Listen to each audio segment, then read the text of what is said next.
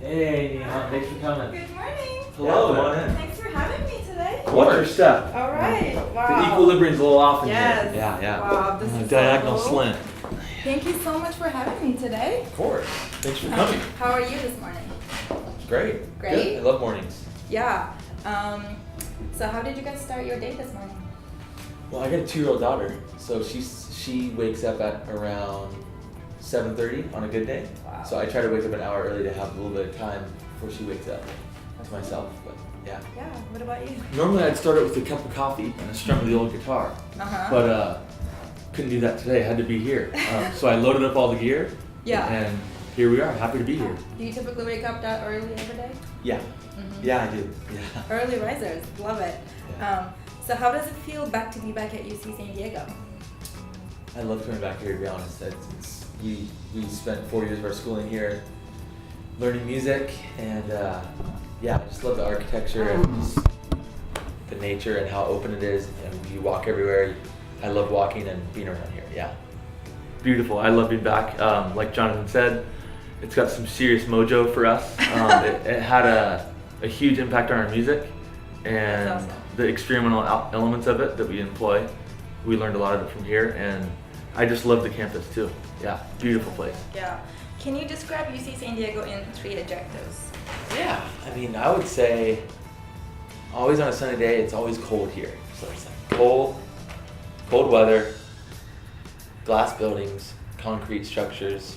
That's what I think of when I think of UCSD. Brutalist. It's absolutely brutalist. It's a brutalist heaven if you're into design. I would Yeah. say. Yeah. I am. So what's your best memory you have from UC San Diego? Mine is studying with amazing professors Stephen Schick, Mark Dresser, David Borgo. Those are the main ones I spent a lot of time with, and they really helped shape my understanding of music, and they also helped nurture the creative side that I was trying to pursue. They didn't get in the way with their own mission or goals, but they helped nurture what I already had, and they helped bring that further. Yeah. I feel like the neurons spin at a different rate when you're in academia, and I kind of miss that that tingling in the brain when you just spend all night studying or working on a project that you have to do. That's like, just in general, that's a great feeling and memory of being in the education system. That's Yeah. awesome. Okay, let's talk music. Okay. What's your favorite album at the moment? Oh, I love this band from Algeria it's called Imarhan. Wow. Imarhan, and the album's just called Imarhan. And it's just the most gorgeous singing, and the percussion's amazing, and just the way the group collaborates together, and just the way there's multiple singers happening, and it's also a new style of music that I haven't been exposed to that much, so I love it. Yeah, I've been dusting off some of my Todd Rundgren. So I'm just absolutely in love with an album called Healing by Todd Rundgren. I encourage anyone to check that out. Yeah. What's your first musical memory? I don't actually remember it myself, but my dad told me we were in a playpen dancing to Ornette Coleman. And Ornette Coleman was basically the guy who started free jazz, which is music with no rhythm, no grounded harmony or anything like that. So to have 2 little toddlers dancing to that is pretty amazing, I think. Hey, I'll take that one too. Cool, great. Yeah. I was gonna say the first concert we attended was Blink-182, very San gosh. Diego, very San Diego. So that was fun. Blink-182 with Weezer. Wow. So that was an all-star lineup. Cool. Yeah. So you guys are identical twins. Are you guys musically competitive? We're not, but in order to be a musician, you have to be competitive. So we're not competitive with each other, but I don't think of being competitive, but I think it's a subconscious thing that happens because we're trying to create our own identity, our own originality, and not everyone can do that. And so in that sense, I think there's always a sort of a little bit of competition in the music industry. Yeah, that's totally. I think hearing someone's song and going, wait, I could do that. Or like, I want to do that and do my own thing with it. I think that's a little bit form of competition for sure. Mm-hmm. Yeah. But not amongst each other. We don't have competition. Mm-hmm. Yeah. Can you play each other's instruments? Poorly. Yeah, Very poorly. Very poorly. What song can you play on guitar? Oh, the only song I can play on guitar is Nothing Else Matters. But just the first, Metallica? the Love opening that song. string. But just the opening part. Dun, dun, dun, It's dun. all open Because strings. it's open That's the strings. funny part about it. Yeah. Wow. Yeah.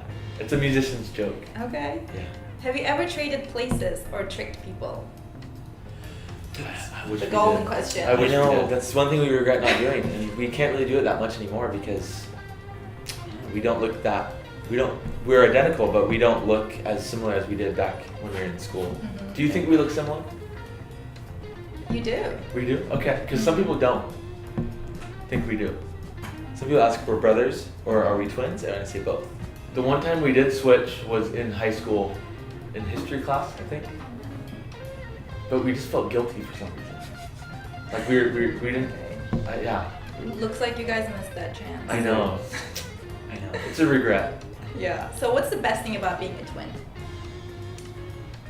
Well, on a secular level, being able to always collaborate and make music together is amazing, and that's how we became a duo in the first place, because we had a lot of friends like in school and they played music, but they'd never be dedicated to coming and rehearsing. So after a while, we're like, we should just figure out how to make it work with just the two of us. So at a secular level, and work-wise, it's amazing to always have someone to work with and Support system. support. Yeah, but It's amazing. Yeah. Yeah, I mean, growing up as a kid, you always have a best friend. Mhm. You always have someone to do something with, which is amazing. And being of the same DNA, it's not like you, it's not like you depend on that person, but you kind of do. You're still able to build your own, we're still able to build our own identities, despite always being together 100% of the time. Mhm. But it's amazing because you always have that support Yeah, and that's whatnot. so cool. Yeah. So what do you miss the most from your UC San Diego days? I think what Jared was talking about, like always, I mean, the way we function our Mattson 2 music, that's what we do full time, and we're always, it's like homework sometimes, like always thinking and planning things, and I enjoyed the structure of being at UCSD and having a set guideline, set roadmap of where we're going, you know, and how to get there. And when you're in your own world outside of school, you create your own roadmap, you create your own destination. And sometimes it's harder to do that than to have something that's already set. So I miss the transparency of having something I can just knuckle down on. So what's the most exciting in life right now for you guys? For me, it's my daughter, 2-year-old daughter. Her name's Naima, and I've never been as inspired with her in my life than any other time. Yeah. Congratulations. Thank you. Yeah, niece, 2-year-old niece for sure. She's a huge thing in my life too. We actually share the same DNA, which is kind of amazing too. 'Cause Yeah. we do. But also the new album that's gonna come out, we're super excited about in June. I feel like it's an album that's truly a representation of who we are at this point in time, as any album maybe is, but I think on a more so conscious level than it's ever been, we really truly feel this is a good representation. Mm-hmm. So I've actually heard that you've written and recorded your last album at your home in San Diego. So any interesting memories from that experience? It's just amazing. So it's a cabin basically in Rancho Santa Fe, which is in the hills of San Diego, ocean view and stuff. So it's this serene, kind of enchanting environment to make music in. It's an extremely productive, stimulating place to be. I have tons of windows, so you just look out the window. If you're ever in need of inspiration, just look out the window, look at nature. So being in that environment, as opposed to a cold studio with acoustic paneling, blocking off all the windows, and a dark room with fluorescent lights, whatever. Some studios are super cool, but this was just amazing because it was extremely casual. It put us at ease, and I think that relaxed environment created the relaxed feel on the record. Mm-hmm. Yeah, just not having another body in the room, just having just me and him. We've never made an album that way. We've always worked with an engineer, producer. It was liberating to be able to do all of it on our own, Mm-hmm. and to do it in that space too. All the wood and windows, There was no baffling. It was just open, kind of created a crispy drum sound, huh? That's right. Yeah. Can't wait to listen to it. Thank you. It's Great. called Paradise. Wow. Yeah. Love the first song, The Thank Essence. you. Thank you very much. So how would you describe living in San Diego? Simply put, it's a permanent vacation. You're literally like, I like that. you get work done, but you feel like you're always, I personally am always relaxed. Mhm. Like, it's just, we're in this open space, fresh air, there's not tons of smog. I Mhm. mean, if you want the city, it's there. If you want the beach, it's there. You want the desert, it's there. It's an amazing place. Mhm. If you weren't living in San Diego, where would you live? My wife and I, we're always flirting with the idea of moving outside of the country. She loves Switzerland. I've never been there, but we've both been to Japan. We love Tokyo and all around Japan. So maybe one of those two. Mhm. Yeah. I'd probably go Berlin. Nice. Berlin was insane. Just like the art scene and the music scene, the nightlife, the look of the city, the graffiti. It's like a grittier version of Tokyo or something, Yeah. which I love. So, Mhm. and it's super cheap. Artists live there in big spaces. Just Mhm. yeah, I love Yeah. it. Resonated with me for sure. Mhm. Japan for sure. Tokyo. Yeah. Shibuya to be specific. Yeah. Love Shibuya. Yeah. Back to San Diego. What's your favorite place to hang out? Ooh. Lately, I've been hitting up Red Fox Lounge a lot. It's a piano bar in North Park. I've been there. I Nice. love that spot. That's one of my favorites. Mhm. And then Yeah. right here down the hill, Torrey Pines, the hike, the Nice. state park is Mhm. amazing. I do that Natural all the State time. Reserve. Yeah. I can say the Casbah. It's my jam. Mhm. Love going there. And Captain Kino's. Oh, well said. Captain Kino's is in North Touche. County. It's in North County. Okay. Yeah. What's your biggest inspiration? I would say, maybe this guy named Eddie Harris. He's a sax player from Chicago. And I love him because he didn't put a box on himself as far as genre, style, instruments. He just did everything. And although he was kind of shunned by some of his jazz contemporaries for not being like a purist, he was incredibly inspirational for me. I love the open-mindedness of what he did.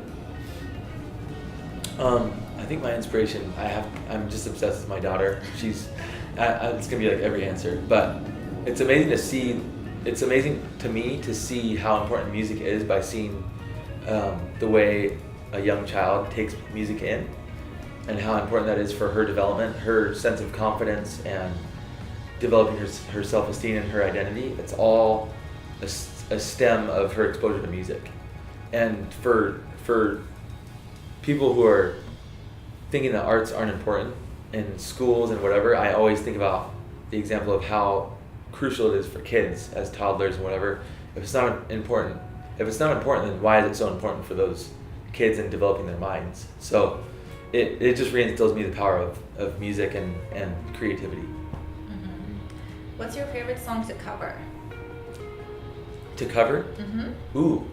Well, we did a record in 2018 called Vaults of Eternity. It was just a YouTube release, and we covered all of our favorite Japanese music because we've been going there since 2007. We have a very close connection with the music and did a lot of research and digging on albums out there because when we used to go there was no Spotify Japanese music. You just could not find it. You can even find their biggest band on Spotify, which is Yellow Magic Orchestra. But we just dug and found all that music through our friends there, fellow musicians, whatever. So we released this album, and I think our favorite song to cover is this medley we do with Haruomi Hosono and Ryuichi Sakamoto. It's called, the Haruomi Hosono song is called Coral Reef, and the Sakamoto song is called Tibetan Dance, and we meld them together.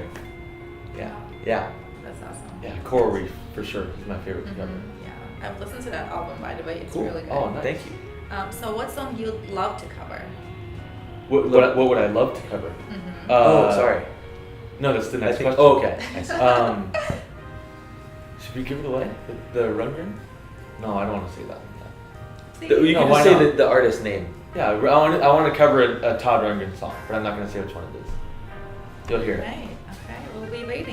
Yeah. So you're at karaoke. What are you going to pick?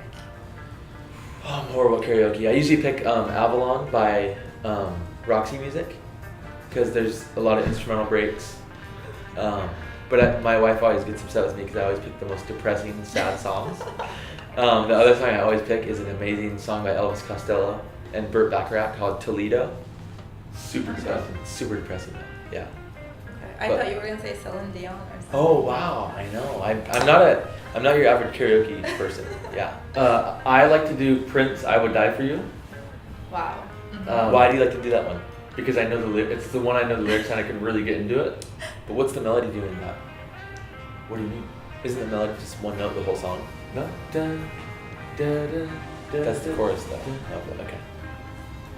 Oh, I love that I don't song. know. I just like to do it. That's why you told me you liked it. Because you're singing one note almost the whole song. oh, I didn't know I said that. That's pretty smart. Yeah. That or we do a good duet, Magnificent Seven, The Clash. It's like their nod to hip hop when hip hop was just starting to come out, and that's the closest we can get to rapping. That sounds amazing. Yeah, Magnificent Seven. That's a good one. Okay. What's a performance or dream gig you'd love to do?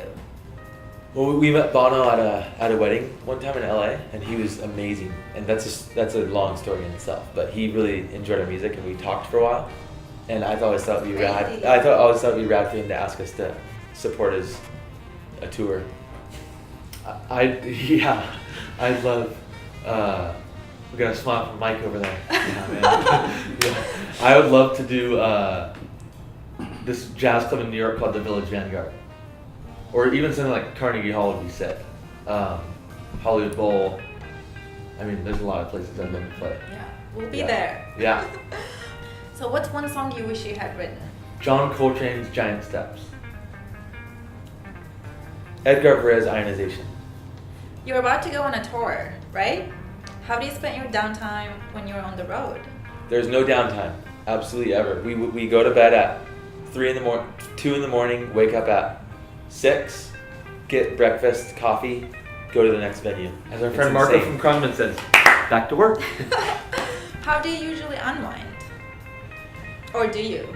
I unwind by Rapid fire. looking at my Instagram and going to bed. Forensic Files. How did you create this sort of jazz genre? I think that's a side effect of living in Southern California and growing up in Encinitas.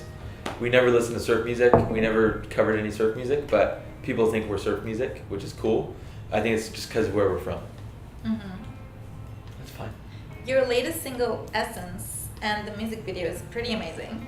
What was the inspiration for that song and the video? The inspiration was just hitting on everything that's nostalgic in our lives. VHS, that dreamy music, everything was personal. That's awesome. When you're not working, what's one thing you love to do?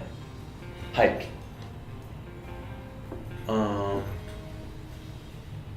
Take my daughter around the block. Oh, that's lovely. Yeah. What's your worst habit? Twisting. I just did it just now. Twisting my hair.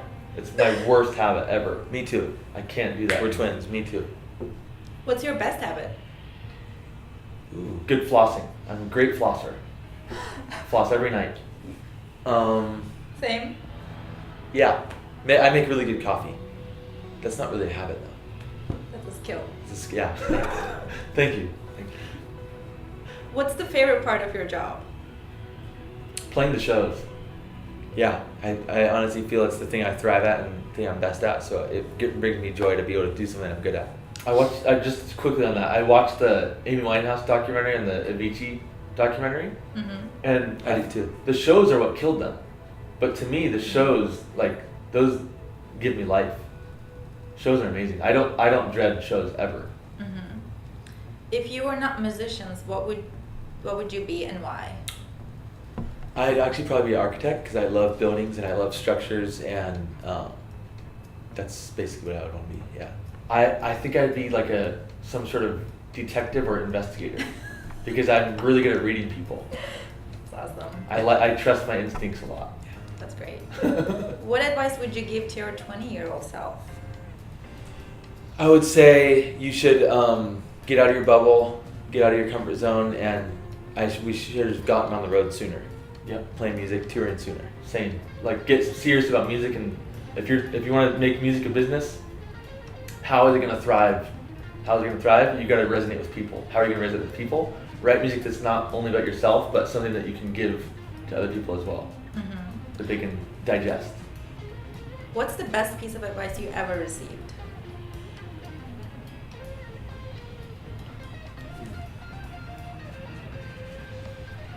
It's kind of a silly one, but when you answer the phone, sound happy.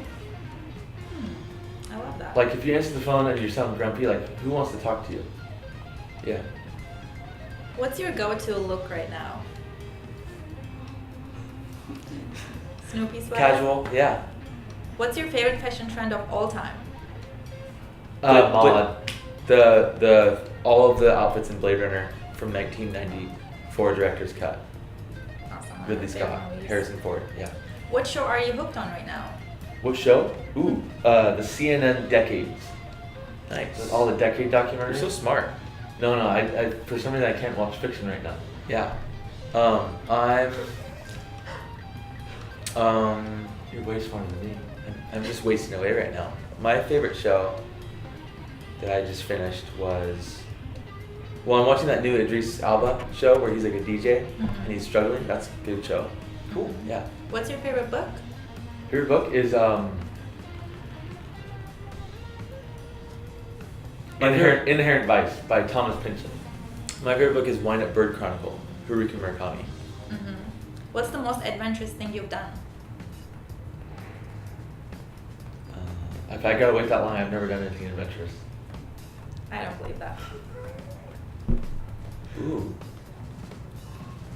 I know. I think the most adventurous. No, it's not the most, but it's the only thing I can think of right now is surfing in Bolinas when I'm not that good of a surfer, and there's tons of great whites sighting there all the time. That sounds pretty adventurous. Yeah. If you can have dinner with anyone, living or not living, who would that be? I'd have dinner with Haruki Murakami because he's an amazing chef. He makes really good.